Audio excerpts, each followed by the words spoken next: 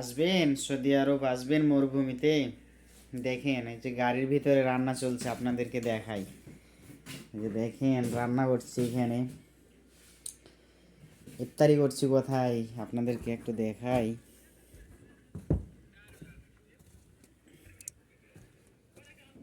সব আপনার মরুভূমি আর মরুভূমি, সব সব আপনার মরুভূমি। দেখেন এই যে আর একটা আলো জ্বলছে, এরকম সিস্টেমে আমাদের মতনই গাড়ি ঘোড়া আছে। আর এই যে এখানে হচ্ছে ইফতারি করছি এখানে।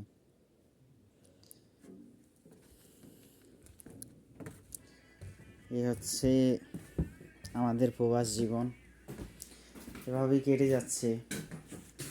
দিনকে দিন, রাতকে রাত, মাসকে মাস, বছরকে বছর। 4 বছর কেটে গেল এই প্রবাসে। আর আল্লাহ কতদিন রাখবে সেটা আল্লাহ রেখে রাখছে। আল্লাহ ছাড়া কেউ জানে না কখন দেশে আল্লাহ ফিরাইবে, সেটা আল্লাহ ছাড়া কেউ জানে না। তো সবাই দোয়া করবেন আমার জন্যে, আমি যেন ভালো থাকি। সবাই আল্লাহ হাফিজ।